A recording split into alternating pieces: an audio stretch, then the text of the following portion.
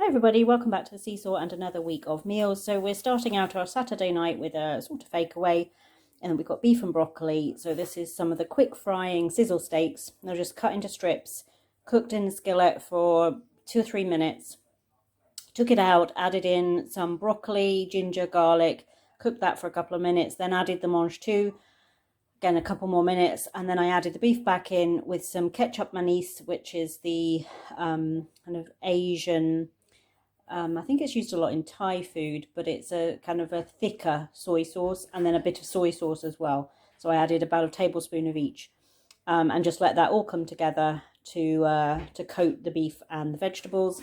And then Tony's got exactly the same, but his is made with chunks of chicken instead of the beef because he doesn't eat beef. So, but exactly the same meal. I've just split the broccoli and the mange tout between the two pans, and then we're just having that with some rice. This is just some of the Tilda jasmine rice, a couple of bags of that I've just heated through in the microwave to have on the side. So that is our quick and simple beef and broccoli or chicken and broccoli for a Saturday night fake away. Hi everybody, so it's Sunday evening and I was going to make a porchetta roast tonight, which is a Italian style roast pork where you butterfly the pork and you put stuffing inside. But the pork was so nicely tied from the butchers that I decided to just make it all separately. So it's porchetta style roast pork, but with everything separate, not all combined. So I had a shoulder of pork joint and I cooked it really long and slow, and that's part of the porchetta cooking style. So I had the oven up really high at 230 fan when I first put the pork in, put it in for like 10 minutes, turned it, did another 10-15 minutes, and then I turned the oven all the way down to 130 fan and let it cook for 2.5 hours. So it's been really long, slow cooked, and that's why I used a shoulder of pork rather than a loin. The loin joints that you get these days are so lean that they really don't suit any kind of long, slow cooking process because they are just too lean. You need some fat if you're going to cook something long and slow. So this was a shoulder of pork. We've got some steamed mixed vegetables. I've got fresh broccoli, carrots, and some frozen peas. I've made up a little gravy.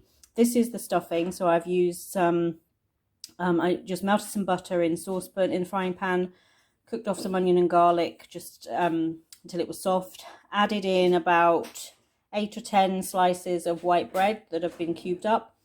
Just let it cook until they were just starting to go crispy. Then I popped it in a bowl, added in a beaten egg, about 150 mils of chicken stock, some chopped up sage and parsley, and some salt and pepper. Popped it into the casserole dish and just baked it in the oven at 160 fan for about 25 minutes. And then I've made an apple compote, which has got a cider base. So this was some of the small kind of mini eating apples. I used about 8 of them. I just quartered them and took the cores out. I left the skin on. I then put them in a pan with a little bit of butter and just cooked them for about 5 to 10 minutes until they just started to colour. And then I had a saucepan with about 300 mils of cider in it. And I put a cinnamon stick and a few cloves in that. Let that just come to a boil. I didn't want to reduce it down. I just wanted to boil it. Let it come to a boil. And then once it boiled, took it off the heat and drained off the spices. And then put the apples into the casserole dish with some honey. A couple of really good squirts of honey, a little bit of grated nutmeg and the cider, and just pop that in the oven to cook with the stuffing while that was cooking. So it's some kind of cider, mulled cider almost type of apples, and that's just to have instead of apple sauce. Whatever I don't use of this, I will use the apples in the week just to have them as a fruit. Because it's not savoury, there's nothing savoury in it, so you can just have them as a fruit as well. I will just drain off the liquid and just keep them almost like stewed apples, but they've still kept their shape. So that's all the components. It's kind of really autumny flavours with the stuffing, with the mulled cider, with the apples. Just really lovely autumn flavours for an October Sunday roast.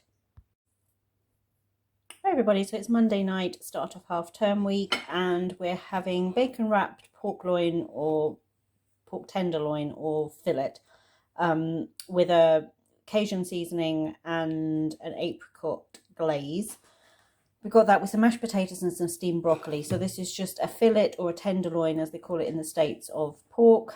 I combined a little bit of brown sugar with some Cajun seasoning and pressed that all over the pork on both sides, and then wrapped it in some slices of streaky bacon.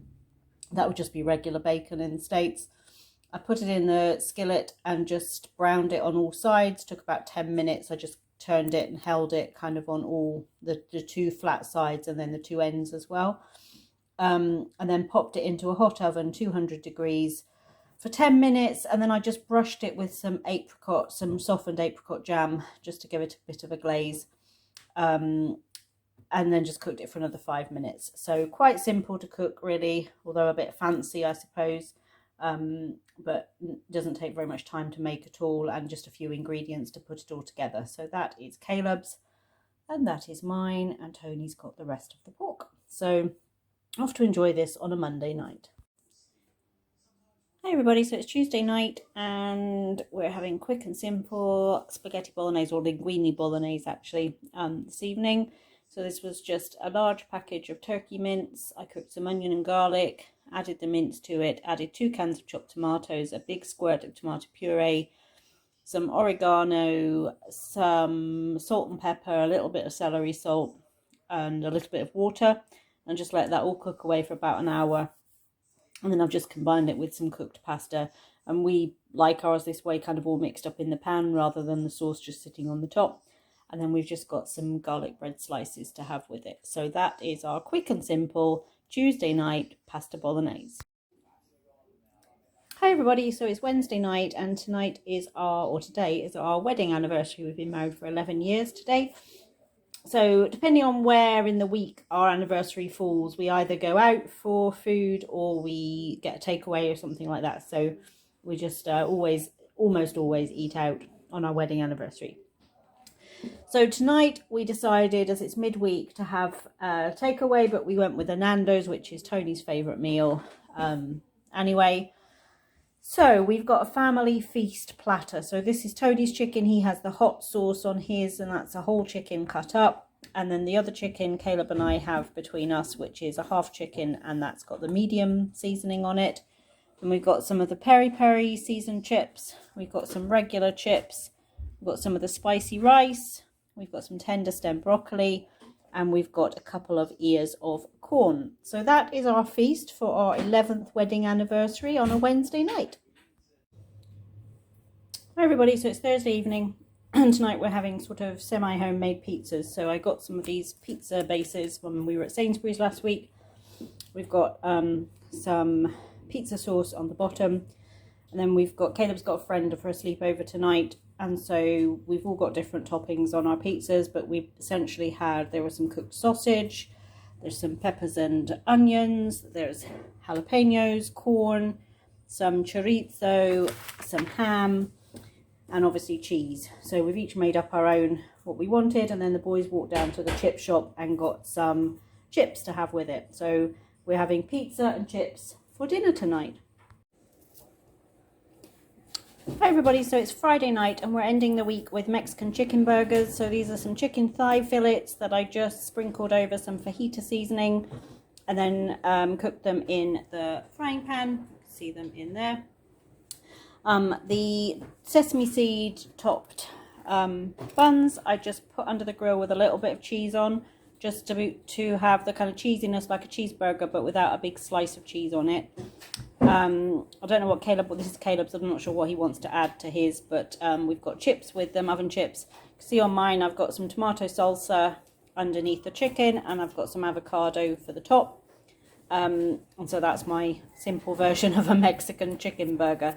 And so that is our Friday night kind of fake away type of food to end half-term week. So thank you for joining us for this week of meals, and we look forward to seeing you back here on the SeeSaw soon.